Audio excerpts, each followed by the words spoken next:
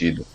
E nós somos os herdeiros do trabalho do cristianismo, de revivê-lo no nosso dia a dia, esse é o grande desafio, e também contribuir levando a mensagem. Então hoje nós vamos estudar este livro maravilhoso no seu capítulo 17, né? No Sede Perfeitos. Olha só, a perfeição espiritual. É disso que vamos falar hoje. E Kardec nos leciona, junto com os benfeitores espirituais, nesta obra magnânima, ele faz uma pergunta aos espíritos. Consistirá a perfeição espiritual na, na flagelação do corpo? E os benfeitores da vida maior responderam. Dentre eles, Joana de Ângeles e Emmanuel. São espíritos que têm mensagem dentro do Evangelho segundo o Espiritismo. Sempre que Kardec escolhera um trecho do Evangelho, depois estabelecer os seus comentários, os bons espíritos mandaram mensagens do mundo inteiro com diferentes médiuns para atestar a universalidade dos ensinos espíritas. E essas mensagens constituem o final de cada item, cada capítulo, cada título, cada trecho do Evangelho escolhido. Então os benfeitores comentaram. E um desses comentários é a resposta a esta pergunta sobre a perfeição espiritual consistir na flagelação do corpo. Os benfeitores responderam dizendo que dois sistemas se defrontam neste caso. O dos ascetas, que desejam rebaixar o corpo, e dos materialistas, que desejam diminuir a alma. E ele afirma que são duas violências tão insensatas uma quanto a outra.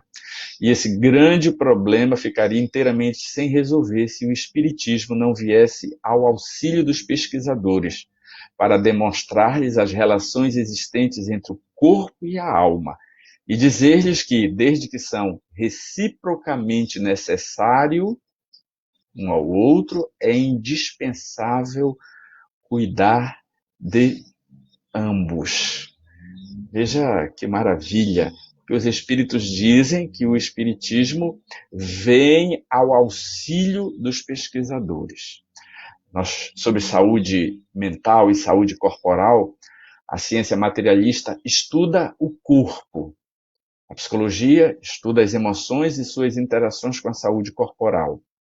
No entanto, o espiritismo prossegue colaborando com a ciência, adentrando no ser imortal e trazendo na ciência espírita as relações que existem entre a alma, que é o espírito enquanto encarnado, e o corpo físico, dizendo que é preciso cuidar dos dois, é necessário, e ele diz até é indispensável. E aí vamos ver o porquê desta afirmação dos benfeitores espirituais. Eles nos mostram o corpo físico não como ser essencial, como a ciência materialista assim o afirma. Ele é um veículo de expressão da alma. Ele é, inclusive, a materialização do que rola no ser espiritual, mais propriamente falando, no seu perispírito, o corpo espiritual. Então, na compreensão da doutrina espírita, o corpo físico ele é um instrumento de que o espírito se serve para viver nos mundos materiais, cujas experiências servem para o enriquecer intelectualmente e moralmente. Kardec, certa vez, indagara dos benfeitores espirituais por que Deus já não nos faria perfeitos, seres crísticos, com a perfeição relativa dos seres crísticos, já tudo sabendo, já com as virtudes completas. E os benfeitores admoestaram Kardec, dizendo: quem sois vós, Kardec? Para pedir contas a Deus do porquê criara ele o mundo desta maneira ou daquela. Diríamos, entretanto, que ele o fez pela sua vontade. Então, dentro da perfeição absoluta de Deus, da sua sabedoria sem fim, da sua onipresença, do seu poder, da sua onisciência, ele escolheu um sistema de criação. Esse sistema envolve sermos criados simples e ignorantes, e em dado momento Deus nos coloca para viver nos mundos materiais, para que com o auxílio dos órgãos materiais pudéssemos ter as experiências do viver. E os desafios, as vicissitudes do viver nos impulsionam para a solução das nossas necessidades humanas. A fome, a lei de procriação, as necessidades de melhoria e de conforto são os grandes estímulos para que a alma não se mantenha inerte, para que ela procure evoluir, já que a lei de evolução é a pedra de toque do porquê Deus criou o espírito simples e ignorante e os coloca para viver nos mundos materiais a fim de que se adiante. Foi esse sistema escolhido por Deus. E mais adiante, Kardec nos coloca, os benfeitores, respondendo a Kardec, complementam dizendo: Deus assim o fez para que cada um tivesse o mérito de chegar à perfeição. De certo que Deus poderia nos ter criado perfeito, poder para isso não lhe falta, mas por um ato de amor, de justiça, que são dois aspectos intrínsecos da criação divina, ele quis legar ao homem esse desafio para que ele pudesse trabalhar e chegar à completude.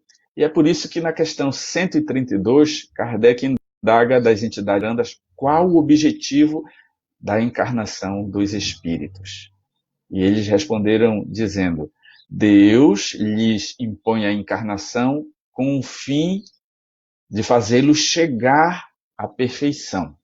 Mas para alcançarem essa perfeição, eles têm que sofrer todas as vicissitudes da essência corpórea. Então esse é o primeiro objetivo da encarnação dos espíritos: chegar à perfeição.